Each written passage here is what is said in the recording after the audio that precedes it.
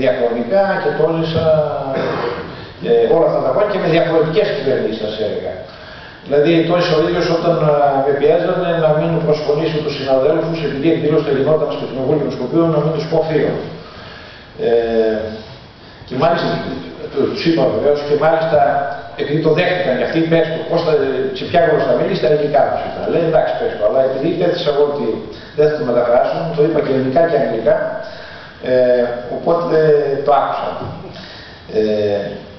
Και να σου πω ότι η απουσία της Ελλάδος για τα Σκόπια αναφέρουν τώρα, επειδή έχω και αρκετούς φίλους εκεί και διατηρώ επαφές και με Σλάβους, όχι βεβαίως με τους ελληνικούς και Ρωσικούς. Υπάρχουν άνθρωποι που καλόπιστα πιστεύουν ότι είναι Μακεδόνες. Γιατί αυτό έχουν μάθει στο σχολείο. Έχουν πάθει κάτι σαν πλήση εγκεφάλου κατά κάποιο τρόπο. Δηλαδή θα χρειαστεί, όταν μιλάμε ότι πρέπει να αλλάξουν κάποια πράγματα, δεν γίνονται αυτά με διαταγές. Θα χρειαστεί μια και δυο γενιές για να συνηθίσουν, να μάθουν ιστορική αλήθεια, να μάθουν κάποια άλλα πράγματα και να τα καταλάβουν. Μου έλεγε ένας Βούλγαρος υπουργός, τώρα σε ό,τι αφορά τα Σκόπια, ότι όσο θέτει βέτο η Ελλάδα μόνο και υπάρχουν κάποια θέματα, περνάει σαν η ιδιωτική της Ελλάδος. Λέει, θα λυθεί το θέμα όταν αρχίσει η Βουλγαρία να θέτει βέτο, τότε θα καταλάβουν οι ξένοι ότι υπάρχει ένα ευρύτερο πρόβλημα.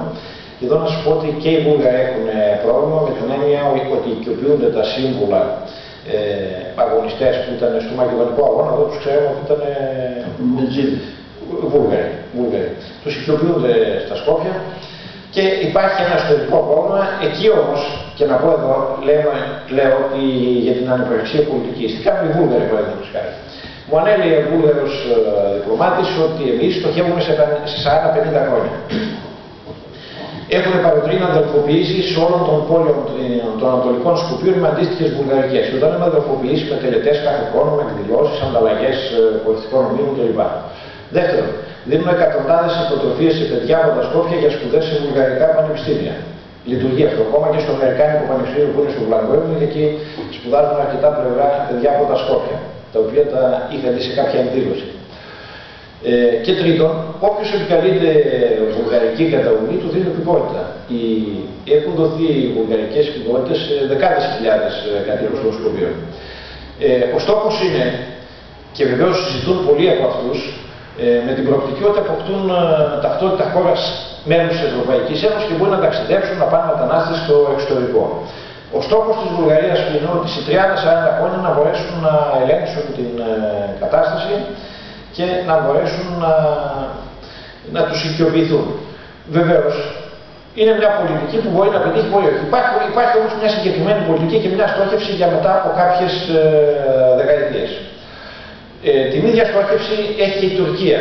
Έχω συναντήσει εκδηλώσεις Τούρκους εκπροσώπους, οι οποίοι να κάνουν χαιρετισμούς και να τους λένε είμαστε με χαρά εδώ στη χώρα που είστε απόγονοι του Μεγάλου Αλεξάνδρου, που πρέπει να είστε περήφανοι και να είστε περήφανοι γιατί είσαι και στα μέρη σας ο Κεμάλ, μιλάμε για το μοναστήρι, και προσπαθούν να τους οικειοποιηθούν. Η Ελλάδα δεν έχει καμιά πολιτική. Εκτός από το... Δεν έχει καμιά πολιτική, σας λέω τώρα. Σε λίγο.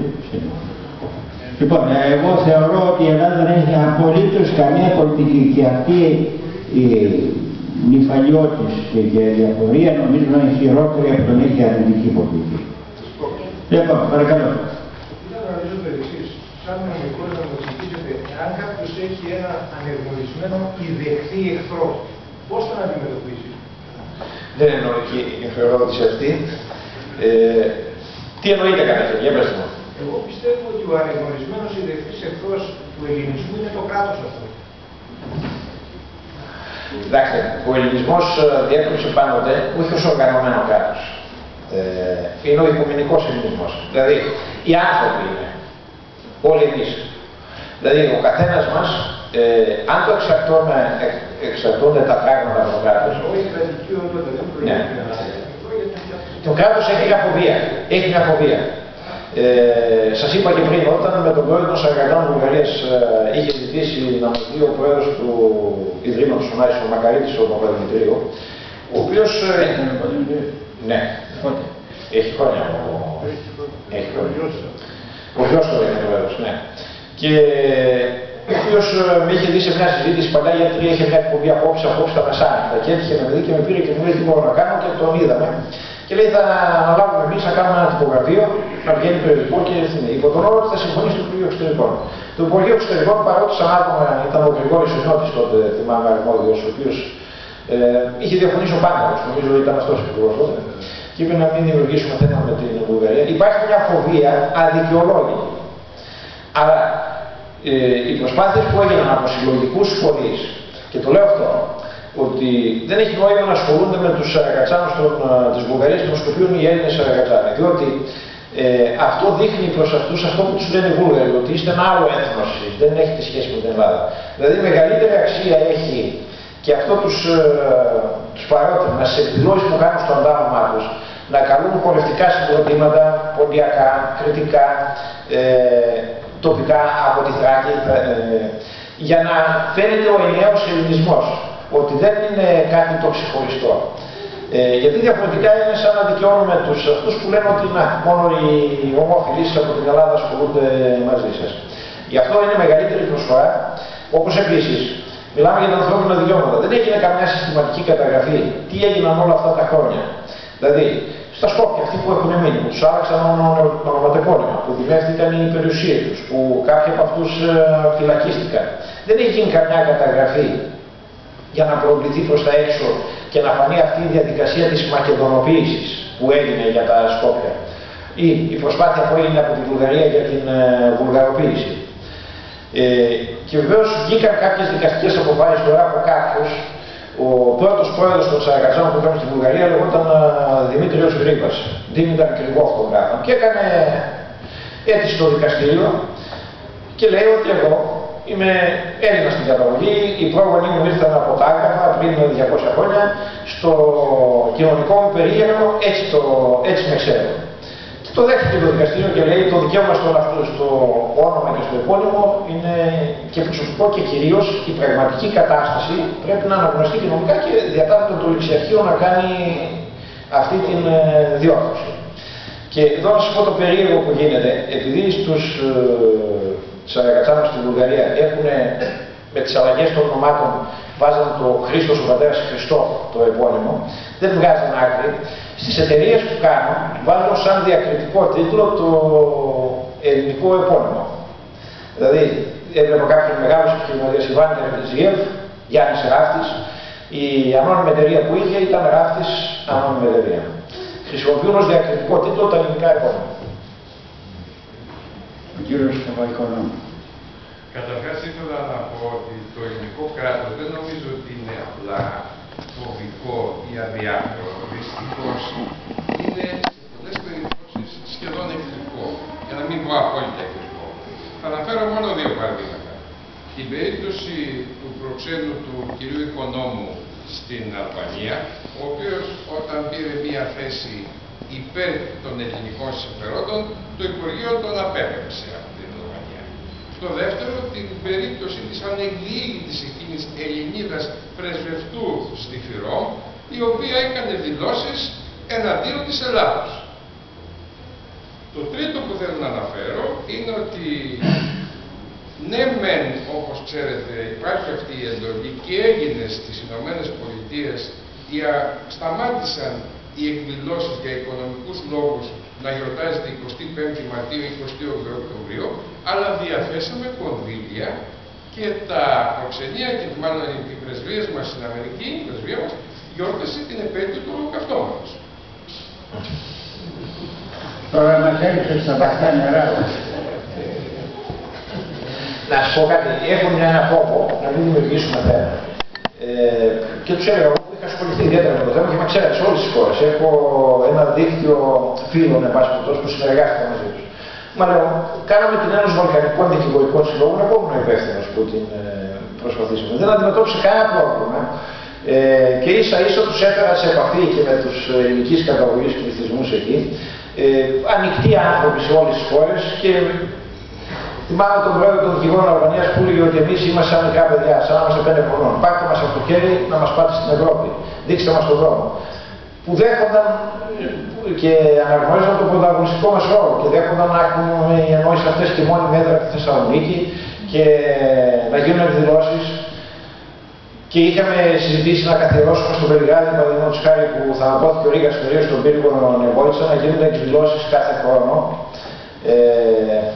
κάθε χρόνο που, για να προβάλλεται η βαλκανική φιλία και συνεργασία.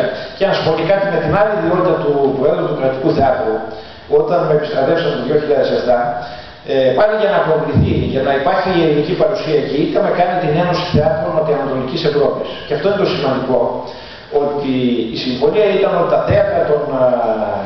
τα εθνικά θέατρα της ευρύτερης Βαλκανικής θα συναντώνται κάθε 2 χρόνια με παραστάσεις αρχαίας τραγωδίας. Δηλαδή, οι Τούρκοι θα έχουν με Μύδια, οι Αλβανοί με κάποια άλλη Περιστράτη, παραδείγματος χάρη. Έγινε η πρώτη χρονιά εδώ στην Θεσσαλονίκη, την στελεχώθηκε, επανδρώθηκε ο οργανισμός αυτός, που νομίζω κατά την άποψή μου ήταν η μεγαλύτερη πολιτιστική παρέμβαση που έκανε η Ελλάδα, γιατί οι δραματικές τους σχολές που ετοιμάζουν τους ηθοποιούς άρχισαν να διδάσκουν την αρχαία τραγωδία, άρχισαν να ζητούν Έλληνες σκηνοθέτες ως ομιλητές στις εκδηλώσεις τους, άρχισαν να ζητούν αρχιτέκτονες από εδώ τεχνογνωσία για να κάνουν ανοιχτά θέατρα που δεν έχει σε αυτές τις χώρες, το οποίο σταμάτησε όμως. Και είχα εισηγηθεί μετά ότι για να υπάρχει, είχαμε κάνει ανταλλαγές, είχαμε υπογράψει σύμφωνα συνεργασίας με όλα τα εθνικά θέατρα. Και μάλιστα ήταν μεγάλη δαπάνη. Μέχρι και το 2009 το φθινόπωρο, στη συνεργασία με το Δήμο Θεσσαλονίκης, κάναμε το μήνα θεάτρου κάθε Οκτώβριο στα Δημήτρια και ερχόταν όλα τα εθνικά θέατρα των χώρων αυτών εδώ και πήγαινε και το κρατικό εκεί. Τα οποία σταμάτησαν μετά, βέβαια. Είχα φύγει ο πρόεδρος, εγώ σταμάτησαν για κάποιο λόγο, ίσως οικονομικούς λόγους σταμάτησαν. Θέλω να σας πω ότι δεν υπάρχει από την πλευρά των Βαλκανικών χωρών, υπάρχει, θα έλεγα, μια συμπάθεια προς την Ελλάδα. Και όταν κάναμε αυτή την ένωση, δεν υπήρχε καμιά αντίδραση από κανέναν.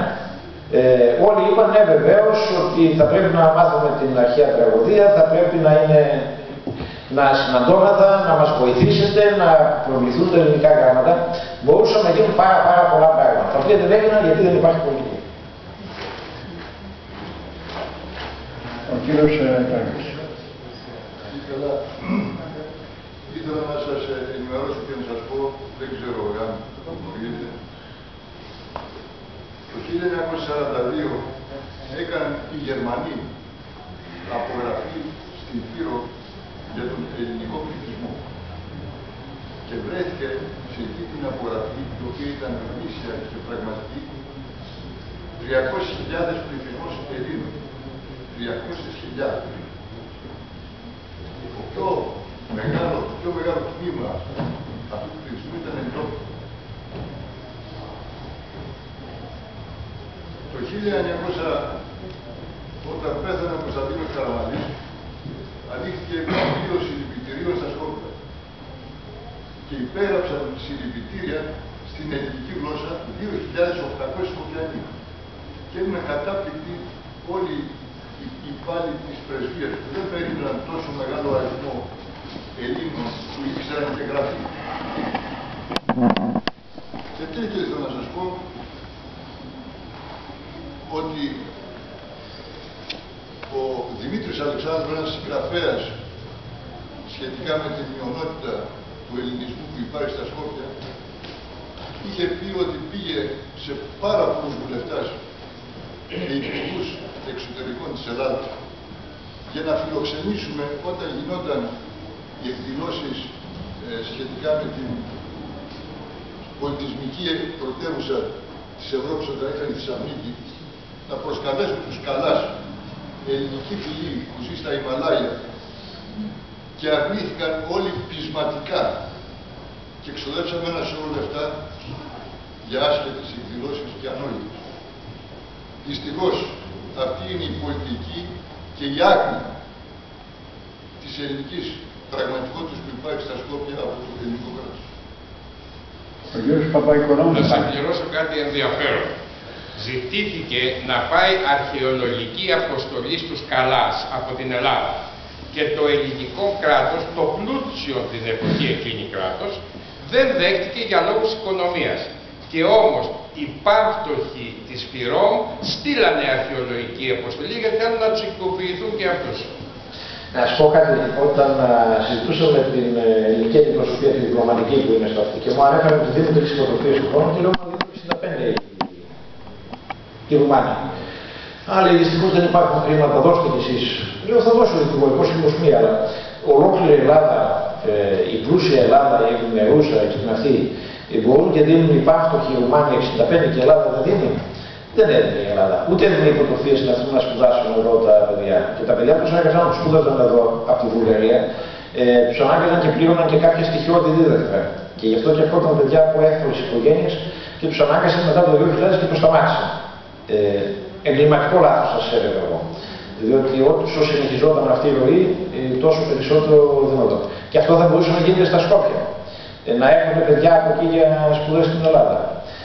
Και σας λέω ότι δυστυχώς δεν υπάρχει αυτή η πολιτική, υπάρχει μια φοβία.